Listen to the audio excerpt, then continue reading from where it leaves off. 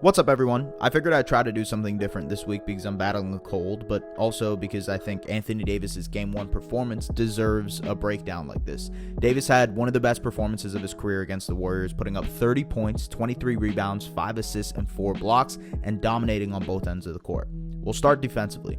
His sheer presence was intimidating enough for the Warriors to not be able to get downhill and get to the basket. You'll remember in Game 7 versus the Kings, Steph Curry had a field day in the paint against Sabonis, who is not the rim protector that Davis is. You can't do that in this series. The Warriors ended up settling for a lot of tough mid-range shots because they didn't want to attack Davis. They shot 7 of 24 from the short mid-range area.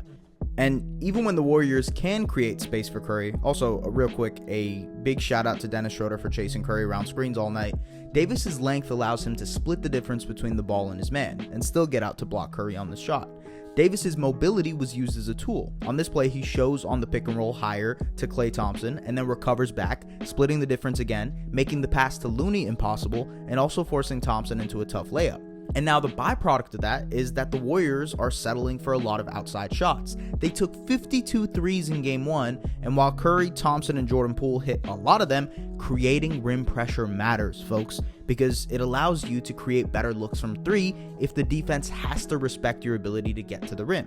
Another thing Davis threw a wrench in defensively against the Warriors was giving Kevon Looney and Draymond Green ample space on the perimeter, not respecting their outside shot, and also making their two-man games with the Warriors guards much less potent. This is extremely resourceful because the Warriors love to work off of these dribble handoffs or off of backdoor cuts, and as you can see on this replay, they can't do that with Davis sagging off in the paint. You can see that on this play when Davis hesitates to sag off of Looney because he's worried about the dribble handoff with Klay. Looney finds Curry on the backdoor cut, but even then, Curry is swallowed by Davis's length at the basket and is forced to pass it back to Looney, who gets his shot blocked by LeBron. His presence is enough to make things hard on the Warriors. The Lakers' defense was truly a team-wide effort, though. Here, Davis sags off of Looney again, making the post entry to Wiggins nearly impossible. Wiggins pops out, Looney follows the motion principle of passing and screening away. Jared Vanderbilt does an incredible job of sticking with Curry around the screen, and because of Davis's presence at the rim, Curry stops short of going to the basket and is forced into a tough floater that Vanderbilt does an excellent job of blocking. In fact, the Lakers' front court was exceptional all game defensively. Here they trap Curry on the perimeter, and LeBron recovers in the paint to force Draymond into a tough layup. And then on this play, LeBron does a great job of blocking the shot from the help side, being there to help Davis in the paint when necessary.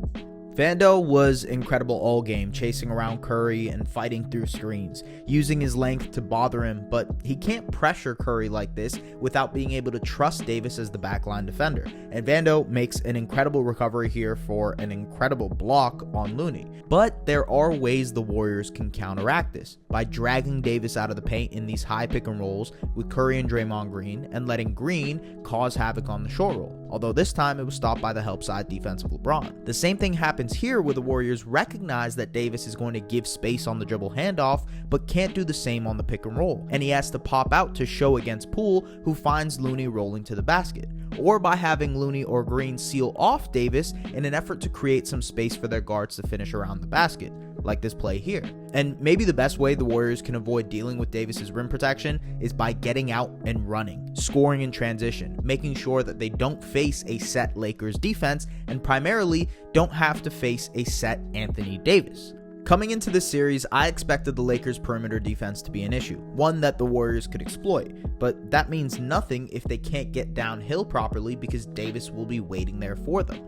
And offensively, Davis causes a world of headaches for the Warriors' front court, especially on the offensive glass where he helps the Lakers generate extra possessions. It also makes it harder for the Warriors to leak out in transition if they're so worried about the defensive glass. And he takes away a part of the allure of Looney's rebounding prowess because Davis is such a good defensive rebounder as well, closing out defensive possessions for the Lakers and not letting the Warriors cause havoc on those patent relocation threes. He's also making Looney work on the perimeter a lot more on defense, like having to fight through this pin down screen that has Davis curling to the basket, or by having to respect his outside mid-range jumper.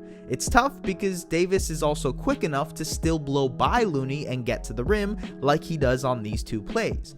Anthony Davis is proving to be a matchup nightmare for the Warriors already, and while I'm sure there are ways that Golden State can make life harder on him, this will be their toughest This will be their toughest task yet, facing such a versatile and dominant big man, and that showed in Game 1. Thanks for watching. If you like this video, hit that subscribe button and make sure to check out our other NBA videos as well. Take care.